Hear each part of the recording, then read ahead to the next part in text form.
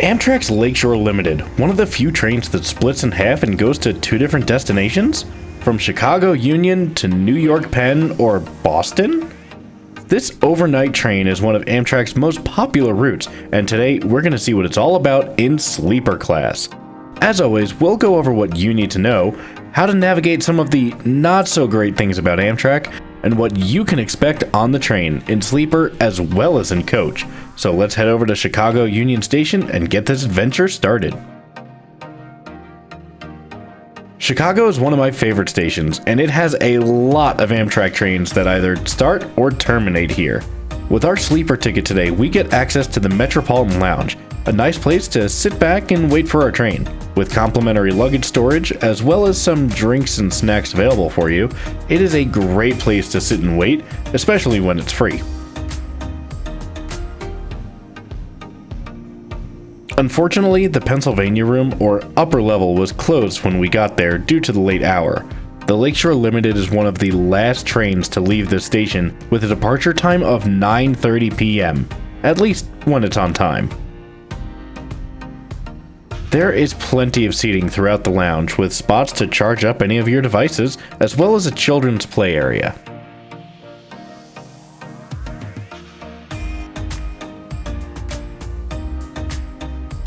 We don't get too much time at the lounge though. Our train is called to board, so we head to the platform.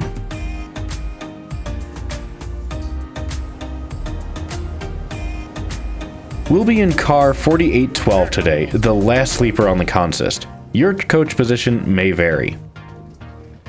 Navigating the tight hallways can be tricky, but your car attendant will aid you in telling you where to go. Once we pass the bedrooms, we find roomette number 2, our home for the next 18 hours. We'll take a room tour later.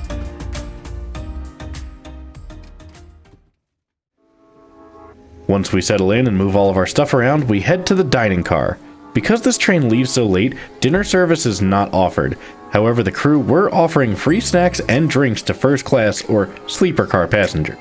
I don't know if this is something that just this crew did, or something that normally happens, so if you've taken this train before, let me know down in the comments.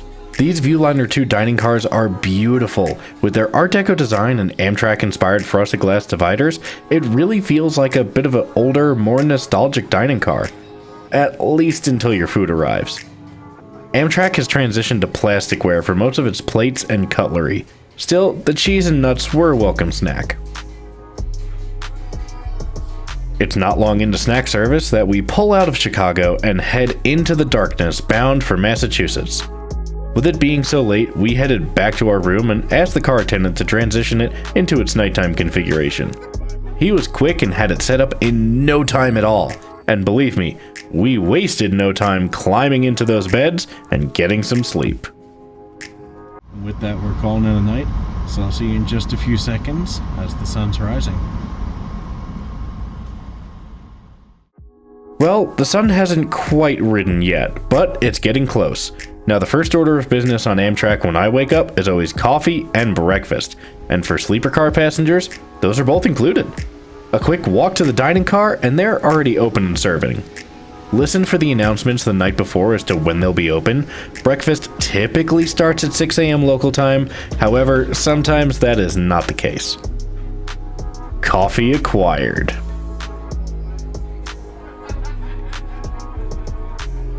I went for the bourbon apple crepes for breakfast today. This route still uses flexible dining, which is pre-packaged microwave meals.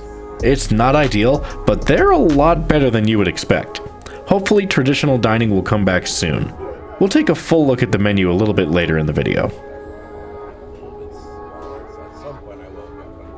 Now that the sun has come up, we can see the landscape outside has turned into, well, a little bit more frozen than it was last night.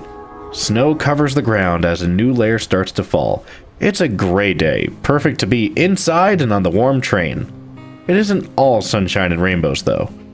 Some of the AMTRAK fleet is getting rather old, and it shows. Our car was no different. Yep, that's cardboard covering wet carpet.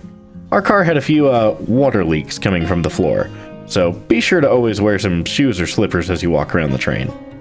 Unfortunately, that wasn't the only issue we faced either. Last night, before the snow, getting in between the cars was easy.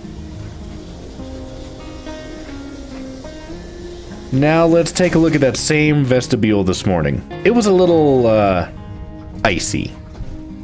Things like this are part of the AMTRAK experience. It might not be perfect, but that's why I show them, so you know what to expect when you take AMTRAK. Speaking of knowing what to expect, why don't we take a tour of the train and see what the different coaches are like, starting with coach class. Coach on AMTRAK is in a 2x2 configuration with no middle seat to worry about. There's overhead storage, as well as storage by the doors for larger items. Wheelchair areas are at the end of each row, and you'll have much more legroom than you know what to do with. Each car also has its own bathroom, a regular and an accessible one. Getting in between the cars is easy, just be careful in the winter. Seats are plenty spacious enough for two, and there's also an outlet next to each row with 2 plugs, one for each seat. You might want to bring a power strip if you have multiple devices. The tray table is large and fairly sturdy. The seats recline pretty far and they are very comfortable. I've spent 24 hours in coach before and would gladly do it again. You can find that video in the upper right hand corner or linked below if you want to watch it after this one. Bathrooms in coach are very spacious and usually very clean. This is the regular bathroom, and yes, the doors do lock. The accessible is even bigger than this if you can believe it. I don't know about you, but I'd take that over an airplane bathroom any day. Next up, the sleeper car. Now, there are 2 slight variations, the Viewliner 1 and 2. This is a Viewliner 1, but I'll show you the differences in a moment. A Viewliner 1 sleeper has 12 roomettes, 2 bedrooms, an accessible bedroom, and a shower room. Each roomette has enough space for 2 people, with 2 seats during the day and bunk beds at night, but it is tight. I wouldn't recommend it if you aren't very friendly with your roommate. So, let's take that room tour. Now, yeah, let's talk about it. That's a toilet that you see, and that is probably the biggest complaint of the Viewliner 1s. There's no communal facility in the car. That's all you got, unless you walk up to coach. Overlooking that detail, seats and storage are both pretty good during the day. You have an air vent, a thermostat, and lighting controls for your room. There is a reading and area light above your head as well.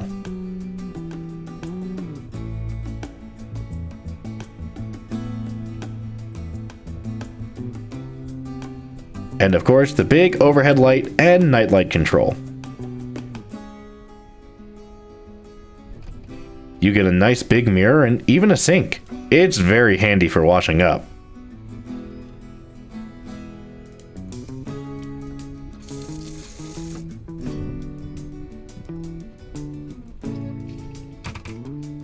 You also get 2 outlets in this room. Remember that toilet that I mentioned before? Well, in case you didn't believe me, there it is. Not what I would call great placement, but you don't have to use it, as long as you don't mind walking up to coach. At night, the lower seats slide together to form one bed, and the upper bunk lowers down from the ceiling for the other one.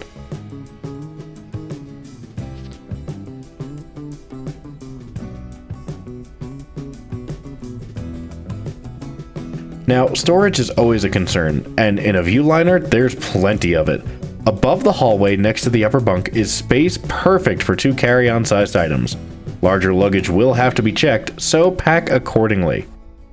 Now, what's the difference between a Viewliner 1 and 2? Not a whole lot, but they did remove that toilet next to the bed, and there are now 2 communal bathrooms at the end of the car.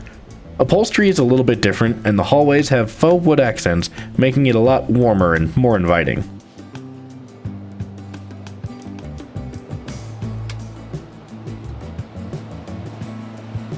No matter what car you're on, you will have massive windows to look outside and watch the world pass you by. It's my favorite place to be, especially when the sun starts to come out. Watching the towns roll by, there's just nothing else like it. Train travel truly is my favorite way to see the country.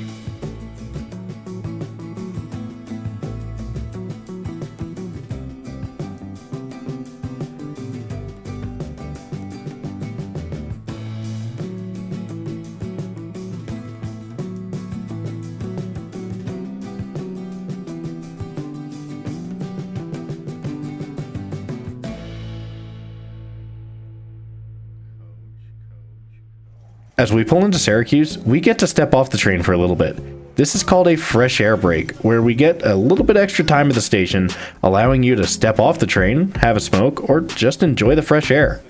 It's nice to walk around outside on solid ground every now and again. It also gives us a chance to take a look at what our train looks like. But before long, we do have to get back on and keep heading to our next stop. Make sure to listen for the call, because the train will leave without you. Now that we've stretched our legs a little, it's time for lunch. Again, meals are included for sleeper passengers. Let's look at the breakfast and lunch menu. The dinner menu really isn't that bad either. I went with the cheeseburger for lunch today, but no matter what you choose, nothing beats a meal with a changing view.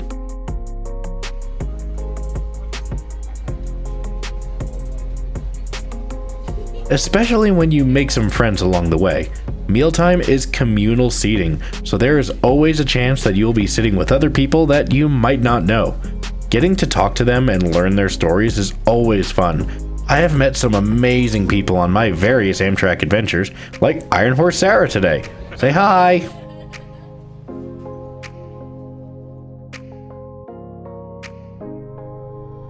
After lunch was the perfect time for an AMTRAK nap.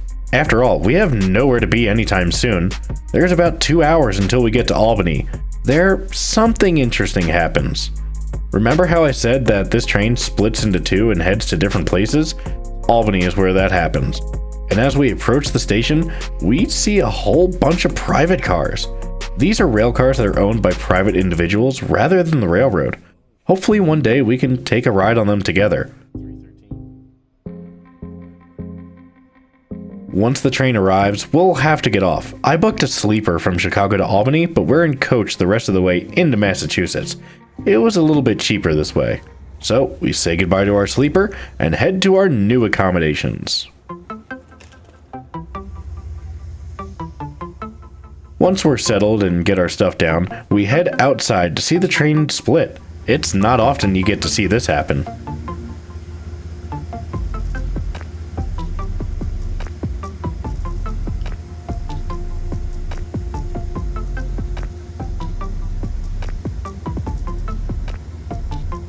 The first half of the train will head all the way to Boston, while the rest heads to New York Penn. We won't be going all the way though. Springfield, Massachusetts will be our stop. It'll take us about 2.5 hours to get there, traveling through the winter wonderland that is the Northeast. At least it was when I took the train. I don't know when you're watching this. You might be enjoying it in the middle of the summer. Either way, let me know in the comments down below. And hey, I do have to ask you to subscribe while you're here. It's completely free, I promise, and you won't miss my next video, wherever my adventures take me. Anyway, back to the train. Coach is a great option, and an amazing way to ride as well. There's still plenty of space, and you get these big windows. The biggest downfall is there's no privacy. I know that can be a deal breaker for some, but it's still much better than any airline I've been on. This was such an amazing trip with one of my good friends. Getting to ride the rails is always such a great adventure. Coach, sleeper, it doesn't matter. Good company makes all the difference. As the sun begins to set on us, we get ready to arrive in Springfield. But why here? Well, it's home to North America's largest model train show. We went with some friends back in January, so if you want to see that video, you can click right here. I can't wait to see you there. We're at Amherst. Oh, trains. The train show. Trains. The largest train show Trains. ever? Yes. Ever. Yes. Wild. Trains. Trains. Trains. Lots of trains. Yes. Trains. Trains. Trains. Trains.